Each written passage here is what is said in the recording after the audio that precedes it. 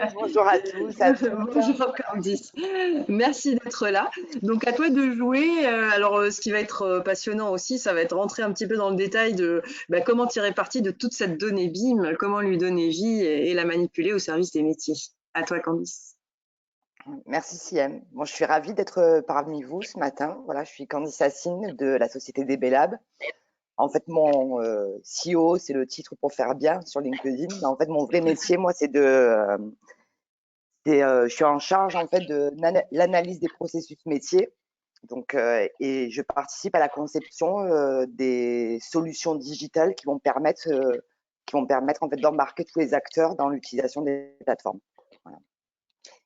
Donc, je vais vous présenter rapidement en fait ce qu'on fait chez DB Lab. Donc, on s'occupe de la conception, du développement et du déploiement de plateformes web dédiées à la collaboration, la digitalisation des processus et la gestion des données BIM. En fait, pour faire clair, on est des faiseurs de plateformes avec deux axes.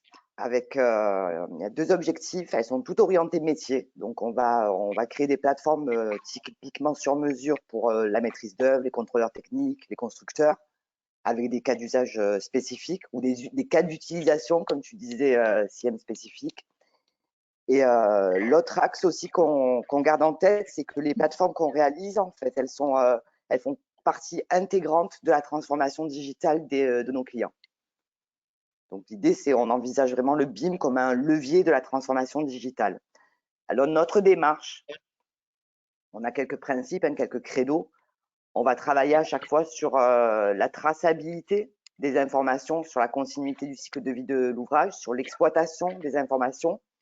Et pour ce faire, en fait, on va construire des flux de données durant toutes les phases du projet, la planification à la conception, construction, exploitation, en intégrant aussi les dimensions juridiques, techniques et juridiques du côté réglementaire, mais aussi contractuel. Donc, on suit un peu la lignée de l'ISO 19650 et de toutes les normes sur les DICO, mais j'en parlerai pas beaucoup aujourd'hui. Donc, alors, comment on procède chez DB Lab? En fait, comment on analyse en fait les processus métiers? On va créer des ontologies, c'est-à-dire qu'on va observer en fait le comportement du métier, les acteurs, comment ils travaillent, et on va essayer de dégager en fait des principes génériques qui sont propres en fait à réaliser, à faire émerger des standards pour créer bien sûr les bonnes solutions et les bonnes fonctionnalités dans nos plateformes.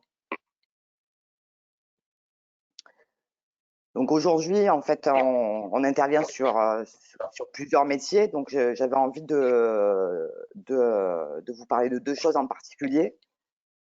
C'est deux leviers en fait qu'on a identifiés pour valoriser les données. C'est vraiment le premier, ça va être comment on rend la donnée accessible. On croit en fait que la démocratisation de l'accès aux données est un levier important de la transformation digitale. Donc il faut l'organiser. Et le deuxième sujet dont je voulais vous parler, c'était tout ce qui était coproduction de données. Donc, on parle vraiment de production collaborative. Donc, ça veut dire quoi? Ça veut dire comment on organise la production de données par tous les acteurs de manière ouverte, sans passer par des outils de modélisation de maquette numérique. Voilà. Donc, rendre la donnée accessible. Alors, juste... alors, là, vous constaterez de toute façon sur le marché, nous comme les autres, on fonctionne tous en mode SaaS. Hein. Ça veut dire que la mode va vers le web, que la technologie va vers le web. La technologie va aussi vers les API, qui sont la capacité des systèmes d'information à communiquer ensemble. Donc, je rentre pas dans le détail des méandres de l'interopérabilité, mais voilà, il y a eu beaucoup de travaux dans ce sens. Alors, rendre la donnée accessible, pour nous, ça veut dire quoi? Ça veut dire permettre à chaque acteur d'accéder à la donnée dont il a besoin, et seulement celle-ci. Juste en aparté, je voulais dire qu'au préalable, il y a des prérequis. Avant de rendre cette donnée accessible, en fait, il faut organiser les modalités de son accès. Ça veut dire quel type de plateforme projet, plateforme entreprise. Est-ce qu'elle prend en compte les spécificités organisationnelles de la société? Est-ce qu'il y a des contraintes en termes d'informatique? Pas forcément de sécurité aussi, mais de process métier. Est-ce que c'est transverse? Est-ce que c'est au niveau transverse multi-projet? Est-ce que c'est au niveau transverse multi-métier? Donc tout ça, c'est et comment en fait on va gérer les droits d'accès, les rôles. Voilà. Donc ça, c'est des prérequis qui sont assez lourds en fait dans la construction de plateformes. Ça va toucher aux questions voilà, d'intégration, de droit. Et ça, c'est super important pour contrôler sa donnée et valablement euh, euh, piloter en fait les modalités de son accès. Donc une fois ces prérequis passés, en fait, donc le sujet, ça va être comment on rend la donnée accessible à l'utilisation visée. Donc là, nous, ce qu'on a constaté en fait de nos expériences, c'est qu'il y a un peu deux approches. C'est que soit on va avoir la mise à disposition complète des maquettes numériques et des informations associées. Donc là, c'est typiquement dans le cadre des outils collaboratifs projets en mode conception et construction jusqu'à la phase DOE. Donc là, l'objectif, c'est quoi? Je mets à disposition mes maquettes numériques complètes et je permets une exploration complète des données, c'est-à-dire avec des requêtes, avec des possibilités de requêtes, avec des accès facilités aux arborescences, aux catégories, extraction de quantité, avec la possibilité de faire des captures, des annotations, tous les outils que vous connaissez. Et l'autre, en fait, l'autre tendance en fait qu'on a constatée sur rendre la donnée accessible, c'est comment je vais dire ça, c'est au niveau d'une société, d'une entité, d'un opérateur économique, donc qui réalise des maquettes numériques pour leurs propres besoins, parce que c'est pas seulement dans le cadre du projet, mais la maquette numérique a un intérêt pour augmenter la productivité, notamment et pour les maîtres d'œuvre et pour les constructeurs. Là, l'idée, c'est une fois que cette entreprise a toutes ses maquettes numériques, comment elle va faire pour distribuer cette information à ces différents acteurs. Donc là, on va développer, par exemple, aussi les plateformes qui vont permettre en fait d'adapter la visualisation de données aux besoins métiers. En clair, ça veut dire quoi? Ça veut dire j'accède, juste je finis 2 secondes la slide précédente, c'est-à-dire j'accède en fait par exemple à mes données de la maquette seulement pour mes besoins de vente. J'accède à mes données maquettes seulement pour mes besoins de plan d'installation de chantier ou pour gestion de mes équipements. Et donc là, il va y avoir un traitement des données qui va permettre de visualiser pour chacun la juste information. Voilà. Tu peux passer, Mathieu. D'où l'importance d'avoir des données fiables et des données bien précisées en amont. Ouais, voilà. Après, voilà, comme Nicolas aussi on a parlé de la centralisation, les agrégations, les qualifications, structuration d'informations, ça c'est du travail préalable.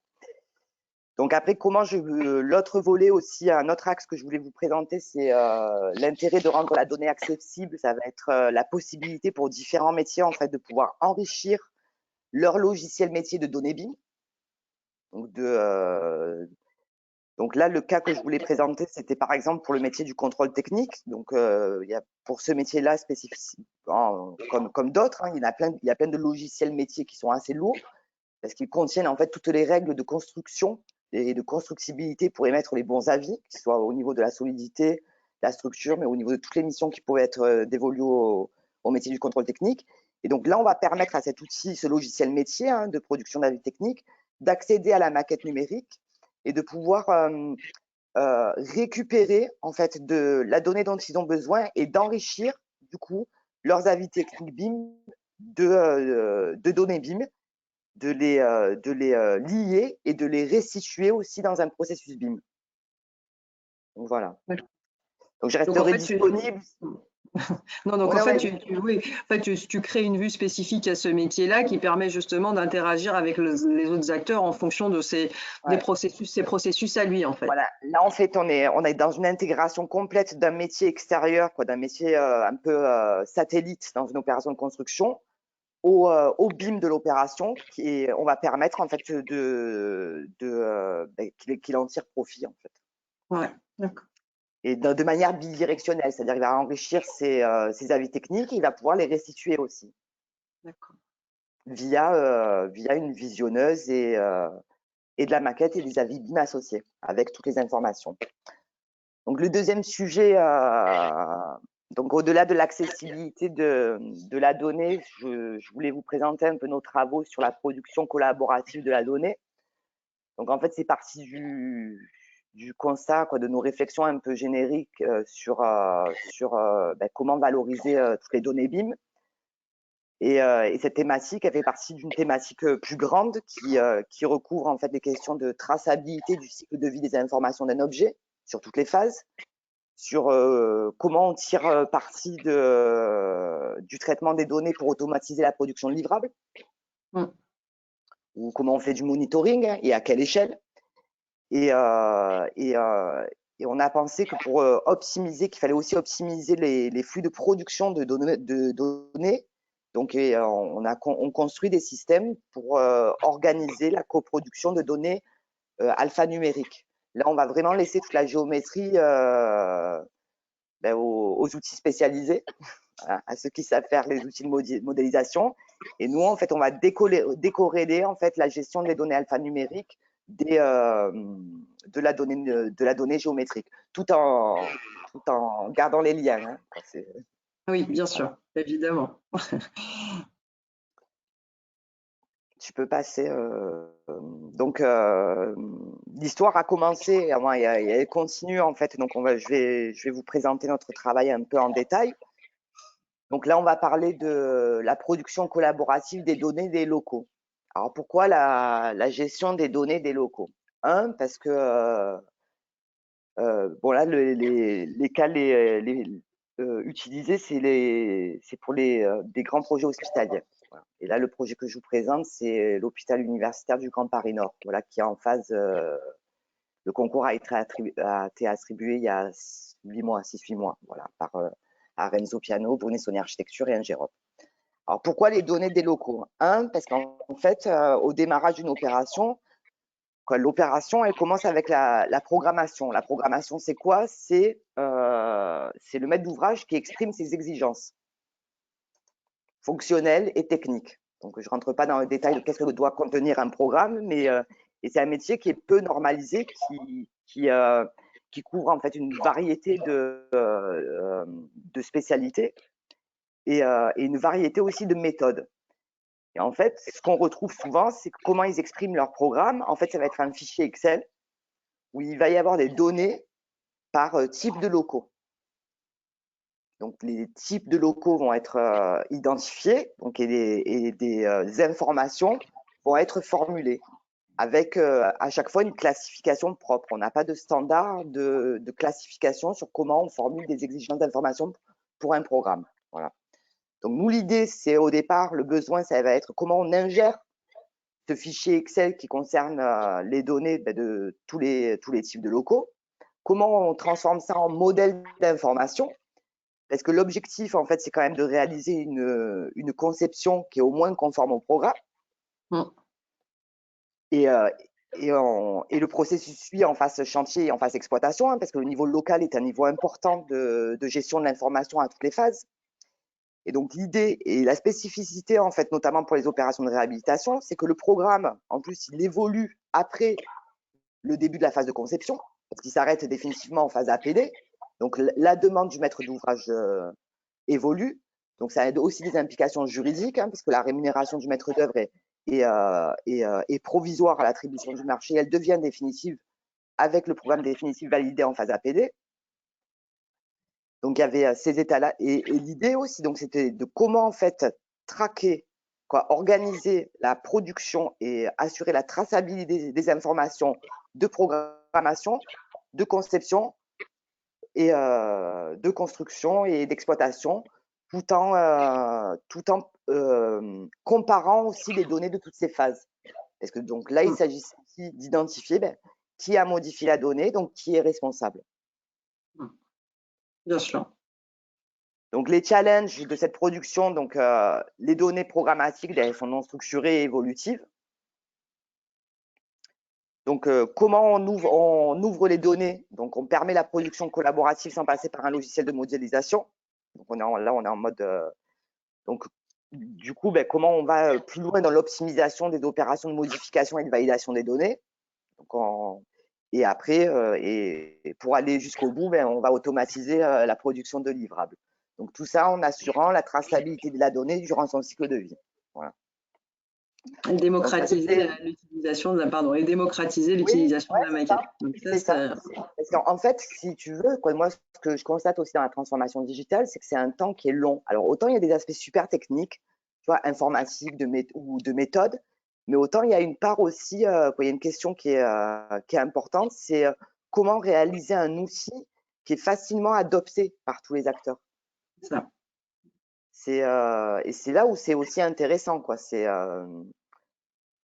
Alors, comment on organise ça? Donc, nous, pour présenter la plateforme de Brunet-Saunier Architecture, donc le projet est piloté par Jacques Lévy-Benchetton. Donc, en fait, eux, dans leur processus, ils sont en full Revit. Donc, ils vont travailler déjà en maquette centralisée sur BIM Collaborate Pro. Donc, ils vont faire les publications de maquettes sur BIM 360. Donc, ils ont déjà tous les process BIM qui sont bien avancés. Donc, nous, sa plateforme, elle est directement connectée à BIM 360. Donc, lui, il a déjà une donnée qui est centralisée. Ces maquettes, elles ne bougent pas. Donc, nous, cette plateforme, elle est construite par-dessus BIM 360 et comment, en fait, on va permettre de relever les challenges que je vous ai précédemment évoqués. C'est-à-dire, déjà, voilà, pour chaque projet, on va pouvoir organiser des flux de données selon les phases. C'est-à-dire que le pilote, il va dire, pour ma phase programme, je vais identifier ma source de données. Donc, je vais pointer un fichier Excel pour tel type de données. Puis, je peux aussi pointer pour ma maquette pour récupérer les locaux que j'ai créés éventuellement. Après, la deuxième phase, ça va être est-ce que j'applique un dictionnaire? Parce qu'en fait, la notion de dictionnaire, le dictionnaire, là, par exemple, on a un dictionnaire qui va concerner toutes les données des pièces, des rooms. Donc, un dictionnaire, c'est quoi? En fait, c'est une définition des propriétés des rooms pour le maître d'œuvre. Et en fait, ce dictionnaire, ça va lui permettre aussi d'assurer d'être le langage commun pendant toutes ces phases. Et donc, comment on va gérer, en fait, on va embarquer tous les acteurs, c'est aussi en leur permettant d'utiliser leurs propres outils, notamment qui sont Excel, et en traitant des correspondances de données entre comment eux, ils appellent leurs informations dans Excel et comment c'est traité dans le dictionnaire via la plateforme. Donc, pour automatiser, pour anticiper aussi la production automatique de livrables, la plateforme, qu'est-ce que l'intervenant va faire? Donc, il va créer aussi un template de fiches. Parce qu'en fait, pour la gestion des données des locaux, tout le monde fonctionne avec des fiches. Donc là, vous allez pouvoir créer votre template de livrables par phase. Parce que là, par exemple, les fiches au niveau du programme, c'est des données communes pour les locaux. Mais au niveau fin de chantier, c'est des données par pièce, avec éventuellement des données système qu'on peut rajouter aux paramètres partagés. Pour continuer dans l'organisation de cette production collaborative de la donnée, en fait, ce qu'on va faire, c'est que la plateforme va permettre en fait de gérer les droits de chaque acteur.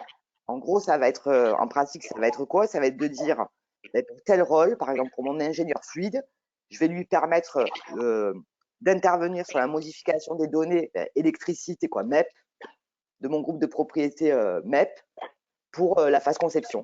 Et du coup, quand l'acteur va se connecter, il va pouvoir éditer et intervenir que sur le jeu de propriété qui lui est destiné et dont il est responsable.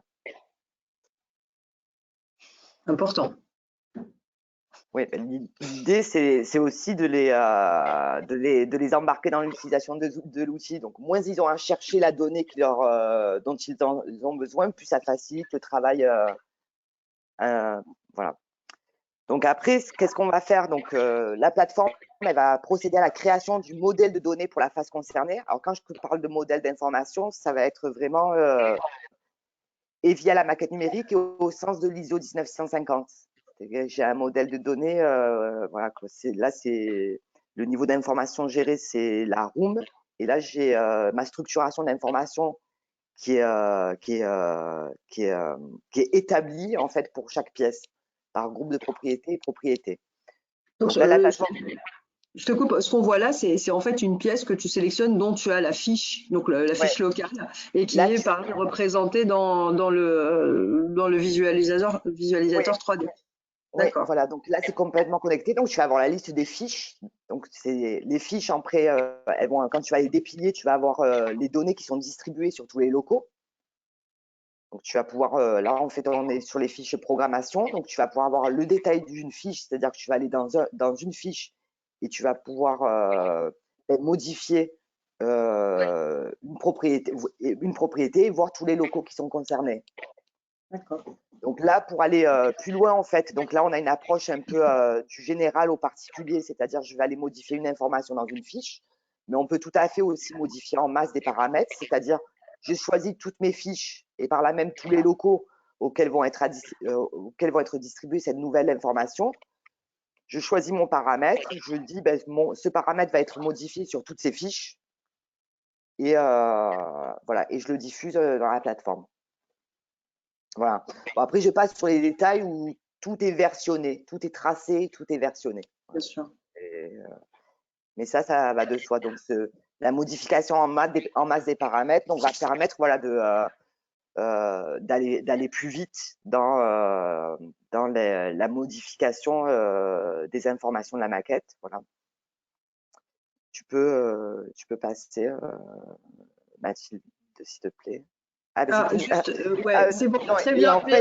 et en fait, juste pour finir, bien sûr, c'est bidirectionnel, parce que là, la plateforme, elle est connectée à la maquette. Donc là, on va organiser la coproduction de données et organiser un retour par la maquette au choix via Excel avec un plugin Revit. Et là, on travaille un peu sur les nouvelles API d'Autodesk Forge.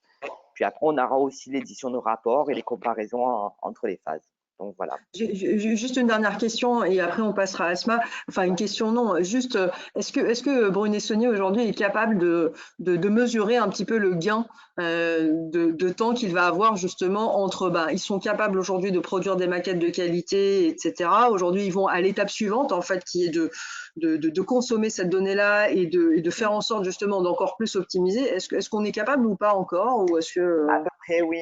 Bon, après, Brunet Stone Architecture, c'est un peu un cas exemplaire parce qu'ils utilisent la oui. maquette depuis 2003. Donc, ils Mm. sont très, très avancés dans l'implémentation de leur processus BIM. Oui, on a pu faire une estimation et on peut. 30%, c'est pas déconnant hein, sur la production sur la gestion des données pièces. Et Oui, parce qu'on notamment, sait que si c'est tu vraiment veux, un sujet, hein. Enfin, c'est un grand voilà, sujet, notamment dans voilà, l'hospital. et quand tu sais aussi, par exemple, pour l'automatisation de production des livrables, c'est-à-dire que là, depuis la plateforme, tu veux donner là, par exemple, on est sur 5000 locaux. On a 150 paramètres à gérer sur 5000 locaux, ça fait 800 000 paramètres qui vont changer. Et là, les fiches, ben, les fiches là, je crois qu'on est à 800 fiches à gérer pour 5000 locaux. On les sort en à peu près 3 secondes. Quoi. D'accord. Bon, écoute, merci Ouais. beaucoup, Candice. C'était un plaisir. Merci beaucoup.